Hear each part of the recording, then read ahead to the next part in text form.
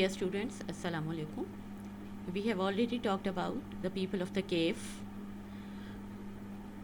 Now we are on page number 58. That is the task that is talk about different languages. After reading the story of the people of the cave and the poem on Hazrat Muhammad sallallahu alaihi wasallam, you have come across the names of different languages like Arabic, Greek, Latin, and Chinese. Language is one of the most important feature of our identity. Today, there are roughly 6,500 languages spoken in the world today. Pakistan has a rich and diverse language culture which is reflected in classrooms where students belong to different linguistic backgrounds. A few discussion points are given below in the left box. Discuss in your class and write answers in your notebook. Together, you can also prepare a classroom display with the help of your teachers. Now, this is an activity which can only be performed in the classroom. Anyhow, we can discuss the important points. Number 1 point is, how many languages are spoken in your class? There are many languages that are spoken in our classes. For example, Urdu, English, Pashto even. Some students they can speak Pashto. Some students they can speak Punjabi. Some can speak even Saraiki also. So these are the languages usually spoken in our classrooms in Islamabad. Do all languages use similar kind of alphabet? No.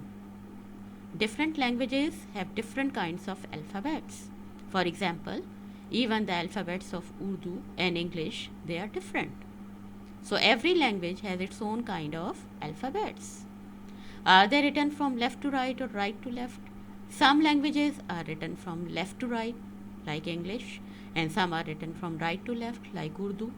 So different languages are written in different ways. Some are written from left to right and some from right to left. What makes them different from each other? Yes, they are pronounced in a different way. They have the different alphabets. They have different cultural backgrounds. They are spoken in different ways. There are different kinds of pronunciations. So languages, they are different from each other. Now some interesting facts. Papua New Guinea, this is the name of a country. Indonesia and Malaysia make up 2% of the world's land area, but 25% of the world's living languages. Can you find any interesting fact about your native language? Yes, you may have different kinds of native languages. For example, some people have Pashto as their native language. Some people have Punjabi as their native language. Some interesting fact you can find about your language, for example, about different, how they are written and what is their cultural background. You may find any interesting fact about your native language. Now we come to the next task, that is conducting a debate. Obviously, this task can also be performed only in classroom, but some things that we can discuss over there in this video is, many linguists believe that half of today's living languages will be extinct in the next 100 years. Now, what is the meaning of extinct? That means that they will be completely wiped out. Many languages will be wiped out in the next 100 years. We may think of a proposition that a global language should be spoken by everyone on this globe, or there may be an opinion that language is an important part of our identity and every language should be kept alive. In your classroom, have a debate about the topic or motion. The topic is, we should have one global language. Obviously, the debate can be conducted when we will meet in the classroom. But there are certain things that we can discuss over there in this video. Number 1, that some people think that we should have one global language, or there should be only one language in the world. It seems to be a very good idea that all the people, they are speaking the same kind of language. So there is an ease in the communication.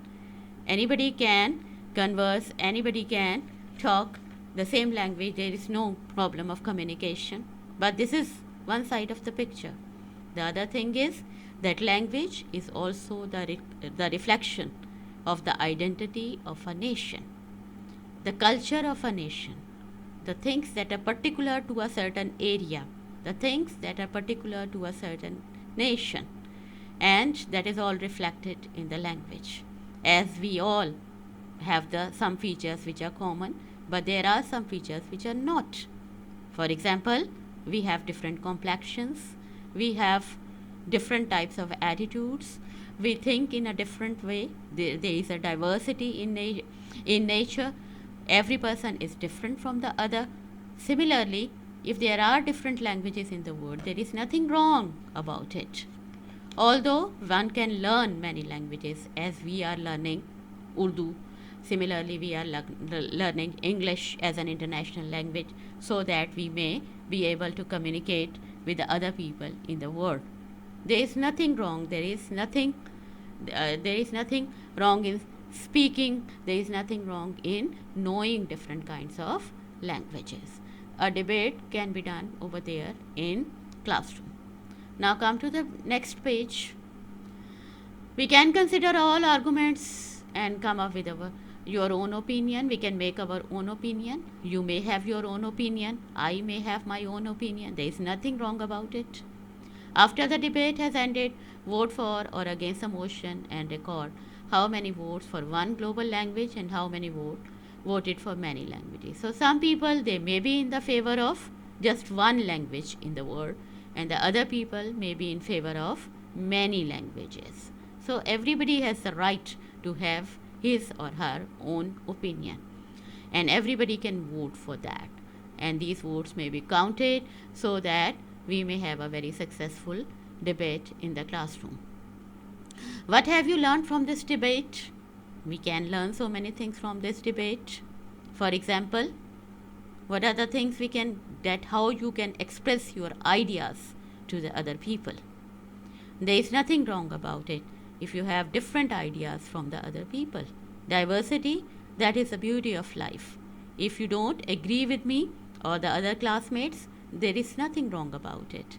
You may have the skill to present your ideas in a successful manner.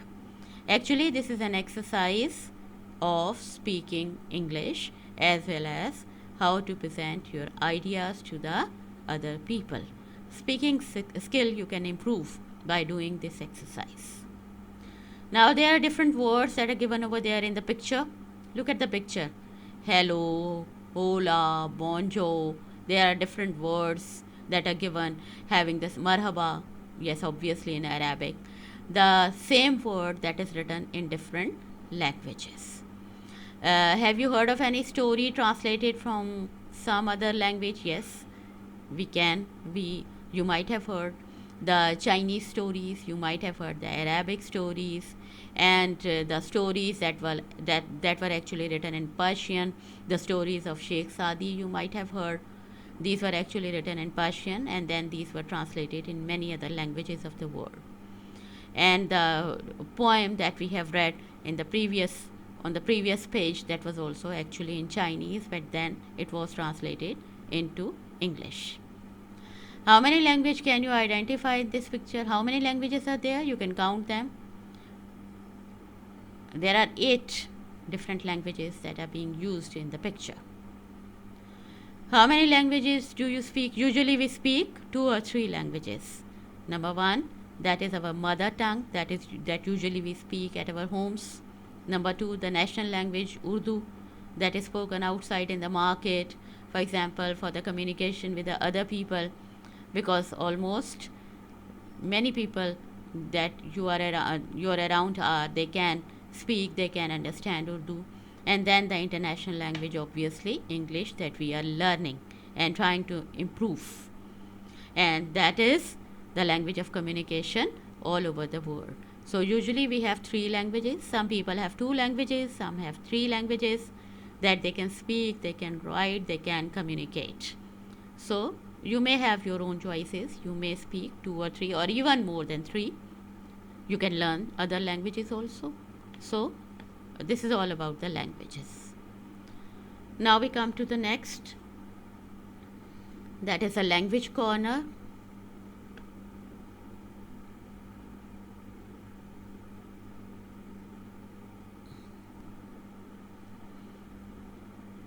In language corner, we have the nouns. Nouns are the names of person, places, or things. There are 5 main types of nouns.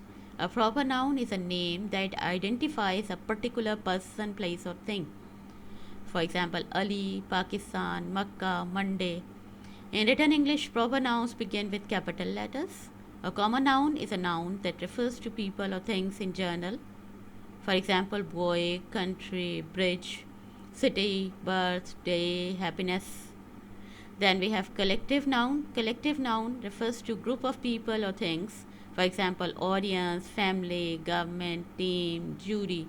A word cloud is also there. You can see that in the center there is a noun. Then we have abstract nouns.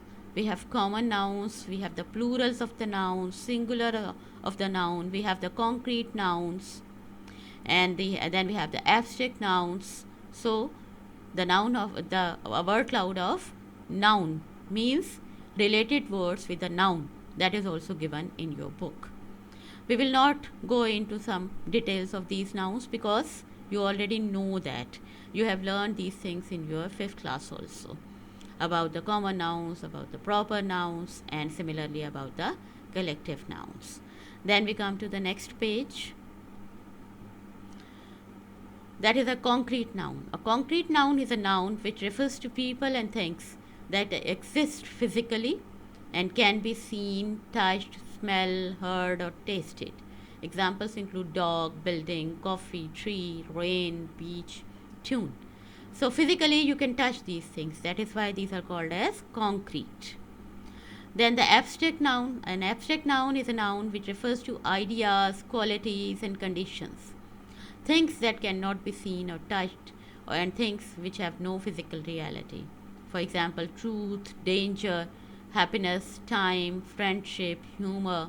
All these things, they have their existence but not physically. You can't touch these people by your 5 senses. That is why these are called as abstract. Abstract, the thing that can be imagined but you can't touch, you can't see that thing. These things are called as abstract things. So we have talked about 2 important categories of noun. One is concrete noun and the other is abstract noun. Now there is a small task that you can do even your book. Now look at this task. Underline the proper nouns and encircle the common nouns in the following paragraph. It was a bright sunny day in Swat Valley. If you concentrate on the sentence day, that is a common noun. Swat, this is the proper noun. Valley, obviously, the common noun. Saifullah and Zayan, proper nouns. Rode up the hill to have a view from above. Hill, that is a common noun. Huffing and puffing, the boys got to the top. Boys, common noun. And sat on the rocks, that is also a common noun. Beside the trail, trail, common noun. They laid their bag, common noun. Bags on the grass, common noun, and enjoyed the beautiful view. Both of them belonged to Lahore and were on a family visit. Lahore, this is also a proper noun, name of a place, name of a city, and were on a family visit. Family, this is a common noun. This year they had planned to spend vacations in Swat, Swat again, a proper noun, instead of visiting London. London, a proper noun because that is the name of a city where most of their cousins live. Cousins, this is also a common noun. Now enlist the proper and common nouns from the story The People of the Cave. We have already read the story. Now you will read the story again and then you will point out the common nouns and proper nouns in the story. This is also a task that you will do in your books. There is no need to do that task in the copies. You will do that in your books. Then we come to the very simple thing that you are reading, you are feeling from the from your 1 class or even before that. This is the plural nouns. Nouns can be only one or singular and more than one or plural. Language, singular noun, just one language. Languages, plural noun, more than one. To make plural nouns, we usually add an s in the end of the noun. This is the first rule. For example, boy, boys, cousin, cousins, etc. But sometimes we change the spelling of the stem noun. Stem noun means the basic noun. For example, penny, it may change into pennies. Y, that is replaced by IES when a consonant precedes ending letter Y. Knife, knives. F changes to VES.